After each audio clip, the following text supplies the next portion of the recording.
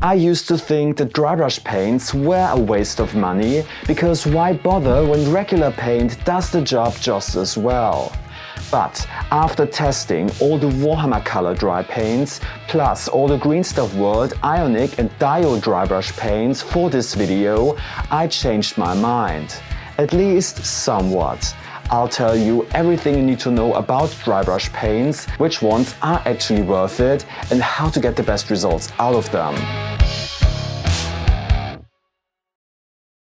Of course, you can dry brush perfectly well with regular miniature paints. But there must be something about dry brush paints, otherwise there wouldn't be so much demand for them. By now there are no less than 4 specialized dry brush ranges out there. Warhammer aka Citadel Color Dry paints, the dry brush paints from Green Stuff World, and the Dio dry brush paints from Ammo, which got a sister product under the Ionic banner just a while ago. So this video has 4 parts. First, I test Warhammer Color, then Green Stuff World, third the Ammo paints, and to wrap things up, I'm going to compare the results and tell you in which situations dry brush paints start to make a lot of sense. And you also get my best dry brushing tips along the way. If you don't know me yet, I'm Stahly from Tale of Painters. My channel is all about testing and reviewing the latest miniature paints, so please subscribe to stay up to date. I've been painting Warhammer and scale models for over 20 years, and I also maintain the Stahly swatch system, the only collection of real hand-painted color swatches for all major hobby paint ranges. Let's start with Warhammer Color, formerly known as Citadel Color. Games Workshop's current iteration of paint has been around since 2012, and that's also when the dry paints first launched. I tried them when they were brand new and never liked them. The consistency back then was best described as a clump of pigment, and I always ended up with streaky, uneven results. A couple of years ago, GW has improved the formula. I actually made a video about all the secret changes in the Citadel color range over the years, so go check my channel. Now, the dry paints are much closer to heavy body acrylics, so just thick paint. I've prepared a multi-part test course for all 4 dry brush ranges, and later in the video you'll see Green Stuff World, Ionic and Ammo too. The first test is a classic black and white slab chop pre-shading. I've primed the Stahly test model black, and I'm starting to dry brush with Dawnstone, a mid-grey. This works surprisingly well with the current generation of dry paints. Next up is Praxetti white to bring out all the details in the sculpt. For the smoothest dry brushing results, I use synthetic brushes from Chronicle with round dome-shaped heads. I prefer soft synthetic bristles over the natural hair you get with brands like Army Painter and Artis Opus. Goat hair is a bit stiffer and springier, which is fine for terrain and vehicles, but on smaller models soft synthetics just give me more control. The biggest game changer though is a texture palette. Make sure to prime it with spray primer first, especially if it's made from wood. Avoid unsealed wood and especially paper towels, as they pull the moisture out of the paint and leave you with a drier, dustier result. For this reason, it helps to reintroduce a tiny bit of moisture into the bristles once most of the paint is wiped off. I think there's no need to buy one of these dampening pads. Instead, I just dab a drop of water onto a clean spot on a paper towel and lightly dip the brush tip in. Right, with these tips I managed to get a really smooth result using the Warhammer Dry paints. We'll compare all the manufacturers at the end of the video, but for now let's move on to the next test. I base coated these suspiciously space marine looking remains on this texture palette with Corn Red. Then I built up the highlights through dry brushing, starting with Astora thread. Next comes Ryza Rust, a vibrant deep orange.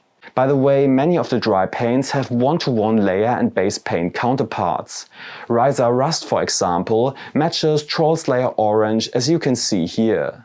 These hand-painted samples come from my Stahly swatch system, where I have a swatch covering every modern Warhammer aka Citadel color, including the dry range with all their base and layer counterparts clearly marked. For the final highlight, I gently dry brush with Kindle Flame. This particular dry color was actually discontinued a couple of years ago. So if you've been missing Kindle Flame, check out my swatch where you'll see that Kindle Flame matches Laganav Orange 1:1. If you want to compare colors yourself, you'll find my hand-painted swatches on Patreon for a small donation. Again, I'm really happy with this result, a nice smooth warm red, perfect for Blood Angels. Before we move on to Green Stuff World, Ionic and Dio, let's test the metallics too. Starting with Sigma Rite, a gold exclusive to the dry range.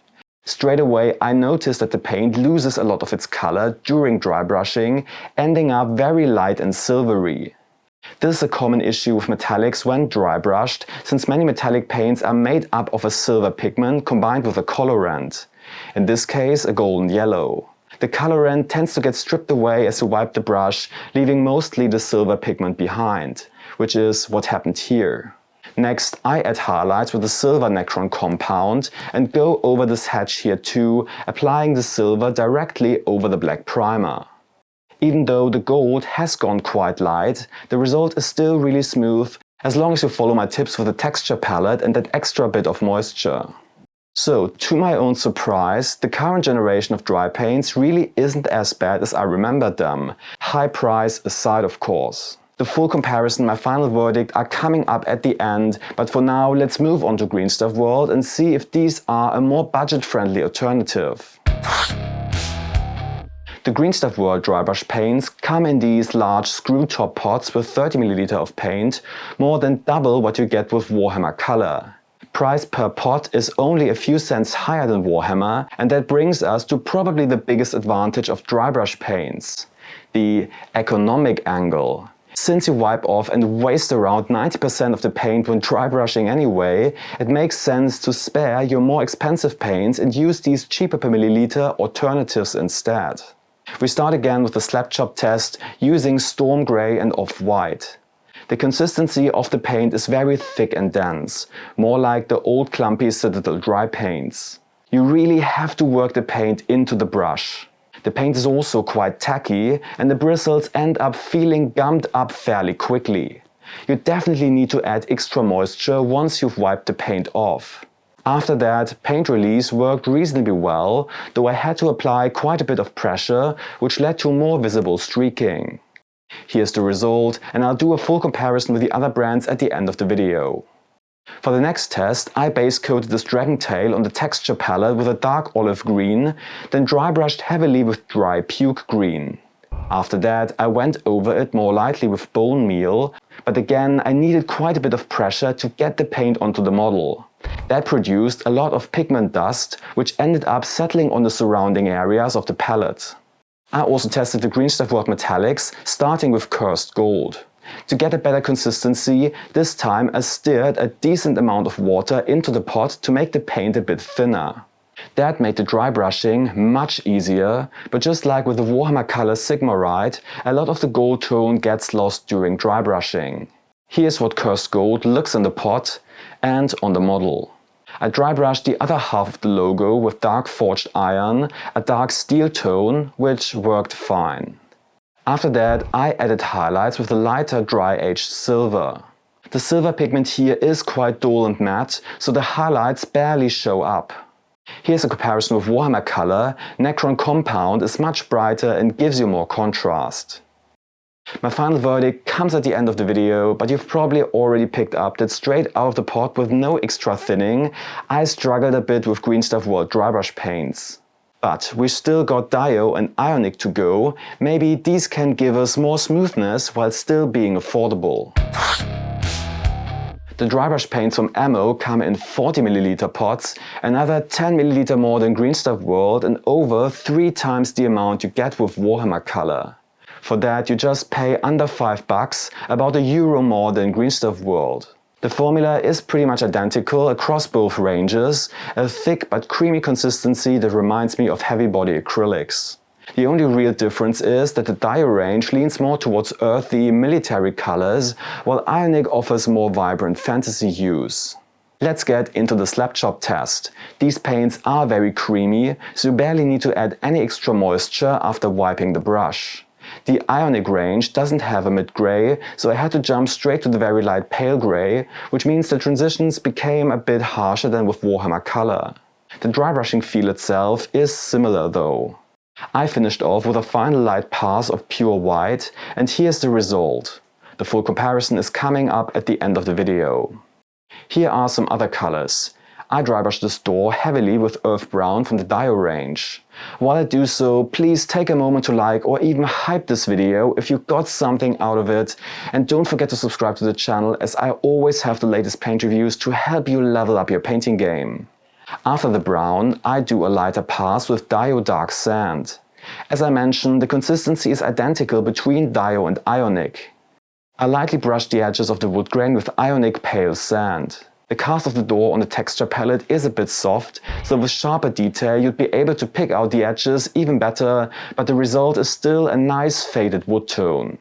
The Ionic Drybrush paints also include a lot of vibrant colors. I base coated the starter set Space Marine with blue and dry brushed him with Ionic Sapphire Blue. I then picked out the edges with a lighter pass of the brighter Sky Blue, and the result is super vivid. Now, you might be wondering if Ionic and Dio paints are this thick and come in these big 40ml jars, couldn't you just thin them down and use them like regular paints to save some money? Well, it's not quite that simple.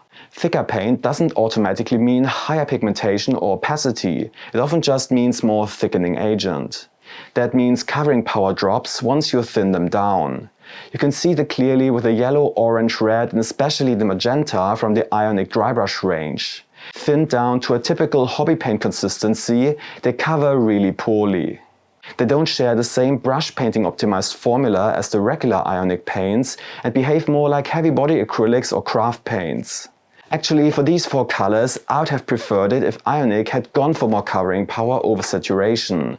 That would work better for dry brushing in my opinion. By the way, the complete Ionic range is also available as a hand-painted swatch on my Patreon. I recently added the dry brush paints as a free update along with the new inks. And with the Warhammer Dry paints, it's a similar story, as you can see comparing the two reds. Astorath Red is not too bad when thinned down, but Evil Sun Scarlet covers and flows significantly better. And the older, clumpy dry paints were hard to thin down anyways. Last but not least are the Ionic and Dio metallics before we move on to the verdict. Unlike Warhammer Color and Green Stuff World, the copper barely loses any color, as you can see here on the barrel. My guess is these use dyed aluminium pigments. I dry brushed the other barrel with gunmetal, a warm dark steel tone. Then I added soft highlights with light silver, and this one really packs a punch. Very bright pigments with a high reflectivity, by far the best light silver in this entire test. Speaking of testing, all the research for this video genuinely changed how I think about dry brush paints. I'll tell you why. I always assumed dry brush paints were a hobby scam. My only reference point was the old clumpy Citadel dry paints from the early 2010s, but the offering has improved a lot since then. Here's the slapshot comparison. The current iteration of Warhammer Color Dry paints actually produced the smoothest result, followed by ammo. Be aware I didn't use a mid-gray here though, so the transitions are a little harsher. Green Stuff World comes out the streakiest because the paint is so thick and tacky. Here's a second comparison on colored test models. Warhammer Color and Ionic are on equal footing, I would say. Nevertheless, I wouldn't recommend dry paints because as they cost the same as regular Warhammer colors, I would rather just buy the regular paints instead, as these are more versatile. Green Stuff World has the weakest metallics and are too thick out of the bottle, so you really need that extra step and thin them down a bit. But the Dio and Ionic Drybrush paints from Ammo hit the sweet spot for me. Together they cover a broad color selection and a generous 40ml per pot. The value for money is hard to argue with. Their metallics were the best in this test too. The only colors I would skip are their yellows, oranges, reds and magentas for the reasons I've mentioned. For those, I would reach to regular acrylics from the Warpaints Fanatic or Too Thin coats instead, where the yellows and reds are less vibrant but have much better opacity. Of course, if you only need to dry brush the occasional pouch or patch of fur, there's no need to buy dedicated paints for that. But if you're dry brushing a lot of terrain, or your army's bases, or maybe a large tank company, dry brush paints start to make a lot of sense. They're cheaper per milliliter for a level of quality that's below regular miniature paints, but above low-budget craft paints. And since 90% of the paint gets wiped off anyway, that saves you money in the long run. I'll definitely be keeping the Ionic and Dio sand and brown colors for my next terrain projects, along with the white for my night haunt, where I also build up highlights through dry brushing. Let me know your thoughts on dry brush paints in the comments. Do you think they're pointless or are you a fan? By the way, I'm also a big fan of the regular Ionic paints, one of the best new releases in years. Make sure to watch my Ionic review here on the right if you haven't tried these yet. Thanks a lot and happy hobbying!